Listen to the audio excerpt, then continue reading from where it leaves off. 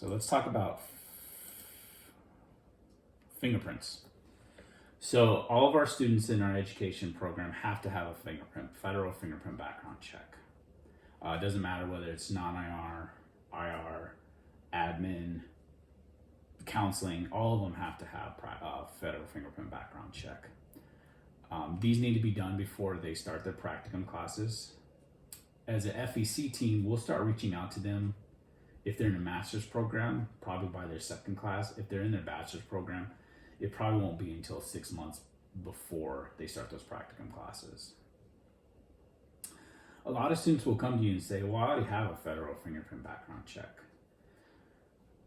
So we can use any federal fingerprint background check, but we would need the results. And as long as it's not older than 6 years, they use fingerprints. We should be able to use it. The problem is a lot of times students, the document they provide doesn't state that they had a federal fingerprint background check, or their work won't even release it to them. So each state has a specific one that a background check that they can get. I'm not going to go too deep into what each state does. That could be kind of for a future thing. But a lot of our states, when in doubt, you want them to use the IVP background check. This one will work for any of our programs. It will definitely work for our Arizona First certified programs, because they'll need to do this anyways.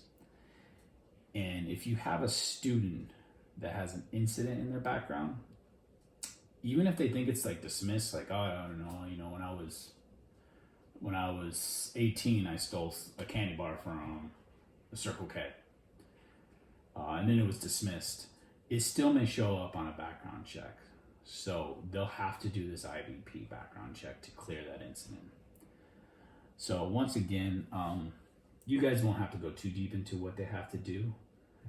That'll be our job. But one of the things you'll want to find out, though, is if they have an incident, and if they do, just have them request the IVP background check. And you can always contact me if you need help with that, because they're going to have to get it done, and it may take some time. So we want to make sure that we jump on that early. All right, practicum hours. So this will be when they start going into the classroom. So there is non-fingerprint practicum hours and fingerprint practicum hours. On the student's schedule, if you click on their class, it'll say non-fingerprint or fingerprint practicum hours. Non-fingerprint practicum hours, those are typically done through a interview or an email, or maybe watching videos online. Those don't need fingerprints, so they don't actually have to be in the classroom.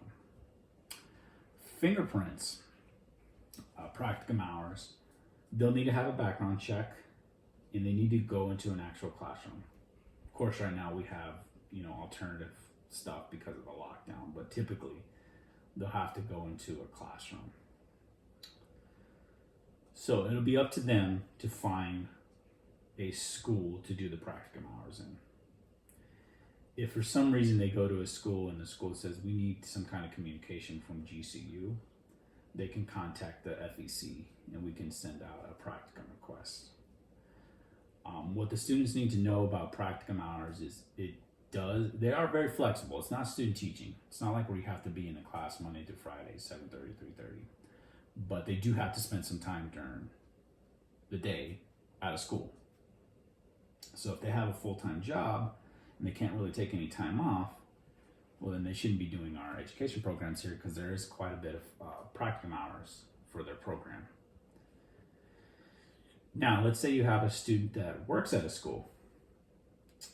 Hey, Ray, I'm a 6th grade teacher aide.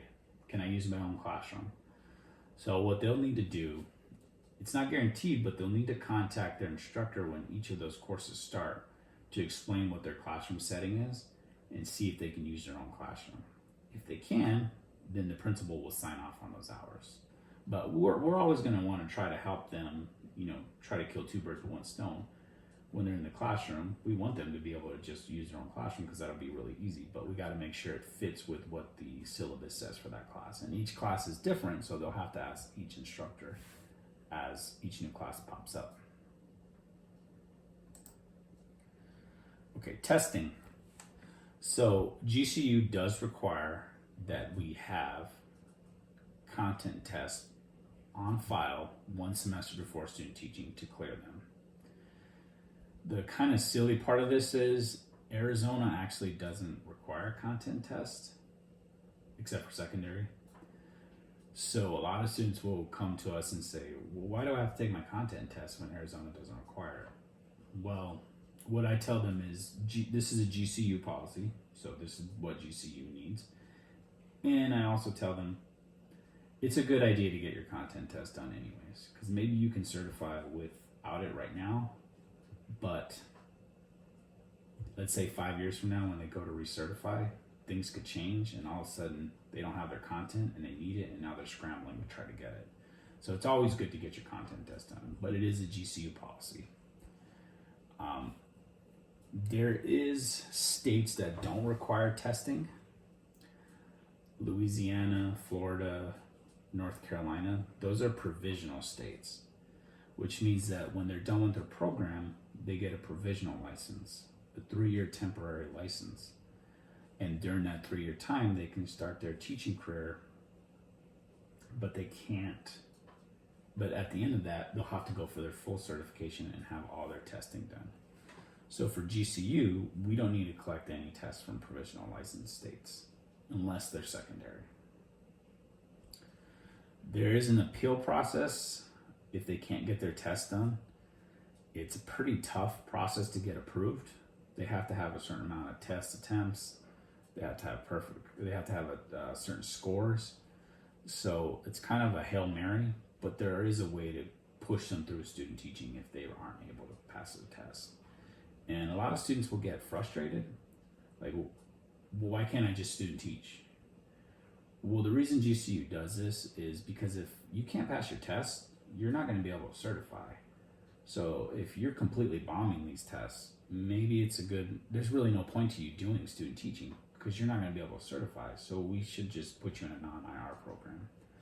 So with the testing, a lot of the students will be afraid of testing. And what I tell them is, just to kind of ease their mind, is these tests, they don't really say anything about what kind of teacher you're going to be. Even just as myself, as a former teacher, I worked with teachers who were passed those tests blind, like without any problem. They were horrible teachers. Same thing, I had teachers that struggled with those tests and they were the best teachers I ever met. It's just something that we have to do. And luckily they can take them as many times as they want, but that's why we do want them to start at one semester before student teaching so we can know what options to put them in if they can't pass.